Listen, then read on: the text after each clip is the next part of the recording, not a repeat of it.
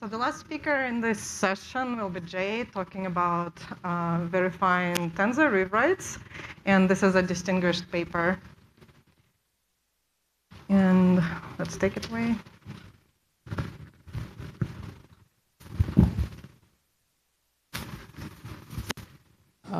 Okay, yeah, thanks for the introduction. I'm Jay. I'm a PhD student at UIUC, and today I'll be presenting our work on TensorRight, which is about automated verification of tensor graph rewrites. This work was done in collaboration with my advisor, Charith, Mendis, and other researchers from University of Illinois, University of Washington, Google, and UC Santa Cruz. So to begin, tensor computations are the backbones of many modern workloads across diverse domains like deep neural networks. And at the same time, the hardware landscape is equally diverse and complex, which presents a major challenge of how you efficiently map these high-level tensor computations to low-level hardware instructions. So this is where tensor compilers come into play, which act as a critical bridge. So now let's take a look at the internals of a tensor compiler. So users typically write their workloads in front-end frameworks like TensorFlow, PyTorch, or JAX. And then first, the compiler would convert these models into something called a tensor computation graph. And so it's an intermediate representation, and XLA HLO is one of those. Next, the compiler performs some graph-level optimizations like tensor graph rewriting in operator fusion, and which results in an optimized tensor computation graph. Next, the compiler performs some kernel-level optimizations like tiling, splitting, unrolling, vectorization, and it typically leaves the code generation to frameworks like MLI or LLVM. So today, I'll briefly talk about tensor computation graphs and mainly focus on tensor graph rewriting, which is a key graph-level optimization employed in tensor compilers such as XLA. So let's consider a very simple model written in TensorFlow. It defines two constant tensors x and y. Next, it adds them. It then multiplies the result by 2 and performs a sum reduction on one of the axes. So some terminologies which you might be aware, x and y are said to be tensors of rank 2 with a shape of 2 cross 2. And on the right, we have its corresponding tensor computation graph where nodes are simply operators and edges indicate the data dependencies between the input and output tensors. So next, to motivate tensor graph rewriting as an optimization, consider the same graph as before, I just make one small change to it. So instead of multiplying by 2, I'm multiplying it by 1. And as you know, this computation is redundant and hence is a no-op. We can transform this graph to something as shown on the right by simply removing this operator node, and which results in a much smaller and an efficient graph. So the key takeaway here is that you can replace a subgraph of the original graph to an equivalent version that is more efficient. Now this optimization that I described was not specific to the original tensor graph, and so what you can do is you can abstract the optimization away as a rule, also called a rewrite rule, which can be used by the compiler to perform pattern matching on the original graph. So a rewrite rule has a left-hand side expression, a right-hand side expression, and a precondition under which the rewrite is supposedly correct. So for the optimization that I described earlier, the rewrite rule says that if you have a tensor of any rank and size, and if you multiply it by 1, then you can always replace the computation with just the tensor x, since the precondition here is true. So now this property of the rewrite being able to apply to tensors of arbitrary rank and size is called as the rewrites being rank and size polymorphic. And the expectation is that these rewrites should be correct in the unbounded setting, which we define as where input tensors can be of arbitrary rank and size. This is because the compiler should not miscompile on some ranks and sizes. So XLS tensor graph rewriting pass is called the algebraic simplifier, and this example rule is shown as implemented in the simplifier. The simplifier contains over 175 rewrite rules which span over 9,000 lines of C++ code. And currently, neither these rewrite rules nor the rewrite engine is verified, which calls for a verification process for the same. So problem statement is that we want to automatically verify tensor graph rewrites which are deployed in a production quality compiler such as XLA in the unbounded setting, that is for tensors of arbitrary rank and size. Now I'll discuss each portion of the problem statement in detail. So to see the importance of automatic verification and counterexamples, consider the fold convolution input pad rule shown on the left. It's taken from the XLA algebraic simplifier, and that rewriting pass contains many more complex rewrite rules whose correctness is not intuitive, including this one. So this rule basically folds the padding operator into the convolution arguments. You don't need to know the exact details, but the rewrite rule has a precondition which says that which requires that the interior padding should be 0 and the base dilation should be 1. So referring to the precondition, the developers basically say that the edge padding composes with itself in the straightforward way, but composing interior padding is non-trivial, and we just cowardly refuse to think about it. So as we can see, the developers have imposed a precondition on this rule to restrict it because it's even non-trivial to think about the general case. Now, we argue that if we had an automatic tensor graph rewrite verification system, then it would allow incremental refinement of the rules, and it would also provide counterexamples during development, which would also increase developer productivity. Next, to understand why unbounded verification is important, and more specifically rank unbounded verification, we ask the question that, is there a rewrite rule that is valid at some ranks but is invalid at other ranks? So let's consider this rewrite rule, and I'll explain what it does in detail with examples. So what we'll do is, what we'll first do is we'll focus on the left-hand side expression and start with the input tensor y. We'll concretize the rule for one-dimensional input and see how the rule operates. So the LHS first applies a slice operator, which has attributes start, end, and stride. In this case, it extracts a subtensor from the 0th index up to the middle, while skipping no elements in between. And this is the output of the slice, which is the leftmost element along with the green elements that I've shown. Next, the rule performs a dynamic update slice, which takes an update tensor and an offset, which tells where would you perform the update. So in this case, I'm performing the update of zeroing out all the elements from the index 1. And in this case, it completely zeroes out all of the green elements. We'll go through the same process with the right-hand side expression, except that the extracted slice is different. You pick every second element starting from the beginning up till the end. This is the extracted subtensor, which contains the leftmost element and these blue elements. And you perform a dynamic update slice, which zeroes out all of the blue elements. So as you can see, in this case, the LHS and the RHS outputs are the same in the end, and you can infer that the rule is valid for rank 1. But does this mean that the rule is valid for other ranks as well? So we'll go through the same process, but with two-dimensional inputs. The LHS extracts a slice, again, starting from the 0th index up to the middle across both the dimensions. It then performs a dynamic update slice, but in this case, it performs it at the offset 1, 1, and the green elements are not zeroed out. Similarly with RHS, but the extracted slice is different, and you perform a dynamic update slice, and the blue region isn't completely zeroed out. So as you can see, you have different LHS and RHS outputs for rank 2, and the rule is invalid. And you can also see that the rule is invalid for any rank greater than 2 as well, which motivates that it is important to do rank unbounded verification of this rewrite, since validity proofs at some ranks may not generalize to validity proofs at other ranks.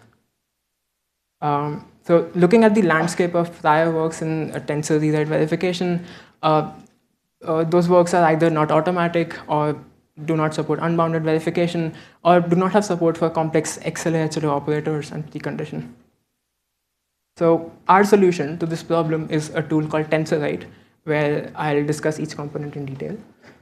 TensorRight consists of a front end, which we call TensorRight DSL, which allows the user to specify rank and size polymorphic rewrites. So to get an idea how we go about representing these rank and size polymorphic rewrites, consider this very simple rule, which says that the concatenate operator is associative. This rule can be instantiated to multiple ranks, just how we did for our example rule. So for instance, you could concatenate one-dimensional tensors, you could concatenate two-dimensional tensors, and you could concatenate three-dimensional tensors, and so on. So in each case, we can partition the axes or dimensions of a tensor as follows. For instance, in the first case, you have one concatenating axis, and you have 0 non-concatenating axes. In the second case, you have one concatenating axis, and you have one non-concatenating axis.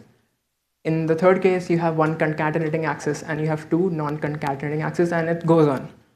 So now this allows us to identify two sets or roles of axes. You have a concatenating set, and you have a non-concatenating set, where the concatenating set has to be always instantiated to one axis, while the non-concatenating set can be instantiated to any number of axes. So in general, for any rewrite tool that we can express in our DSL, the rewrite tool will have a finite number of these roles or sets of axes, which we call aggregated axes.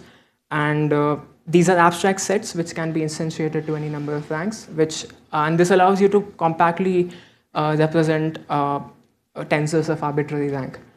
The user will basically use these rewrites as abstract or uninterpreted sets while defining the rewrite rule. Next, we provide denotational semantics of a core subset of 17 XLA operators, and which would basically serve as foundation for verifying these rewrites. These semantics work on the aggregated representation that I described earlier. So just to give an example, this is how the semantics look like for a simple operator called pad low, which pads the input tensor along the low edges of each dimension. I'll not go into the semantics, but I can explain them in the end if there is interest. Next, we discuss our approach for unbounded verification. So let's come back to our example rule. And one way to verify this rewrite would be to verify different instantiations of the rule, as we saw. So each instantiation would have concrete ranks, but arbitrary sizes. So what you could do is you could check the rule's validity for one-dimensional inputs. You could do the same for two-dimensional inputs, and you could do the same for three-dimensional and four-dimensional inputs, and so on. You could do it, but you would basically keep going because you have an infinite number of instantiations because there are an infinite number of such ranks. So how do we tackle this problem? So we make an observation that there exists a sufficient rank such that if the rule is valid for that rank, then the rule is valid for any higher rank. So for our example rule, we make the observation that validity in 2D implies validity in 3D, a validity in 3D implies validity in 4D, and so on. And now this allows us to identify a set of base cases where you will only verify these instances, and with validity at other ranks, it would be established inductively. So the key takeaway here is that we reduce the problem of unbounded verification to a finite set of bounded verification cases by using k-induction on tensor ranks. In general, we present an algorithm to compute such a bound for a given aggregated axis in a rewrite rule. More details on the algorithm can be found in the paper. So things are straightforward if you just have one aggregated axis. You just compute the bound and verify it for the base cases. But how do you generalize this to multiple aggregated axes? So let's consider an example rule which has two sets of axes, x1 and x2. And on the right, I show the space of all concrete instantiations of the rule. So each point, you know the rank of x1 and you know the rank of x2. Let's say my infer bound routine returns a bound of 3 for x1 and a bound of 2 for x2. And this is shown by the intersection of the red lines here. Next, we have a lemma which says that, which when applied to the aggregated axis x1, says that for any rank I of x1 above the bound, if the rule is valid at rank I, then the rule is valid at rank I plus 1. And these implications are shown in these blue horizontal lines on the right. So for instance, if you verify the rule for the instance 3, 1, then it's valid for 4, 1, consequently for 5, 1, and so on. Similarly, you can apply the lemma to the aggregated axis x2, and those implications are shown in these green vertical lines. Next, we have a final theorem which uses the previous lemma as the induction hypothesis and identifies a set of base cases. In this case, it's the 6 cases highlighted in red, and it's simply the number of cases is simply the product of the individual bounds. So now we have converted the unbounded verification proof obligation to a finite set of bounded verification instances where in each instance you know the ranks but the sizes are unknown. So verifying each concrete instance is relatively easier. We just simply use the derived big step semantics from our denotational semantics to execute the concrete rewrites, and we just discharge the proof obligation to an off-the-shelf SMT solver. If all the instances are verified, then the rule is valid in the unbounded setting. Otherwise, if you get a counterexample, then the rule is invalid for some rank or some size. So we evaluated TensorRight on its expressibility and verification capabilities as compared to other frameworks. So we compared the expressiveness of TensorRight with two other automatic tensor graph rewrite verification systems, TASO and PET. And we categorized all of the 175 rules into 5 classes and assessed whether these systems can represent those rules in the first place. And as we can see, TensorRight can represent 121 rules out of 175.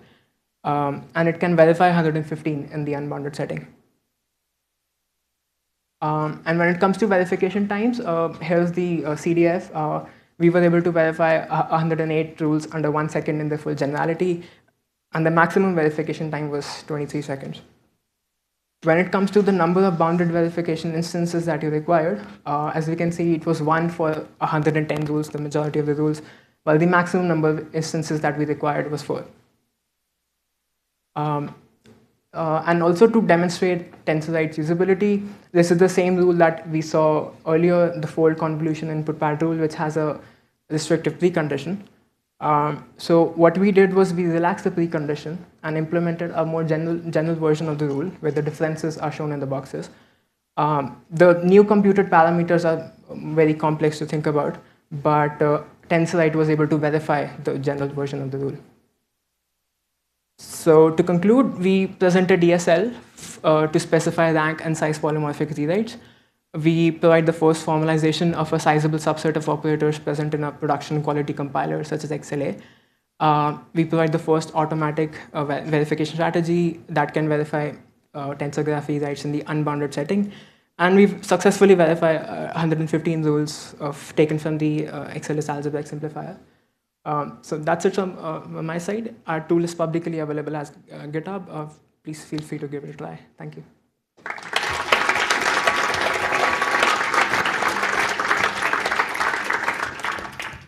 Okay, we have 2 minutes for questions. Yeah. Hi. Very cool work. I guess, have you thought about or have you encountered rewrite rules that are useful for performance, but they are not true for any rank, or maybe not even true for any size?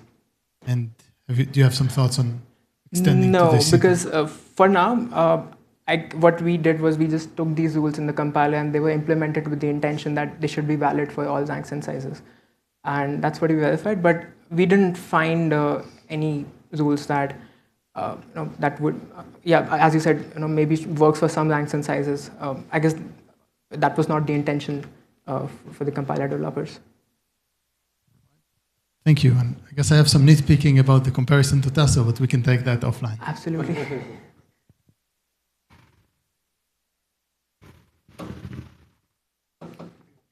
What's the economic argument you make about why it's important to have automatic verification of these rules? If the real-world system you're looking at only has 175 of them, you could get 1 summer worth of PhD student interns to prove all of those in Coq, right? That's true, but I think the compiler is in active development, and people are actively adding rewrite rules to these to the compiler, and also as I showed with an example, most of the rewrite and some of the rewrites are very constrained because it's just very non-trivial to think about the correctness of these rewrites because you have these very complex operators like convolution, and you don't know what happens in higher ranks.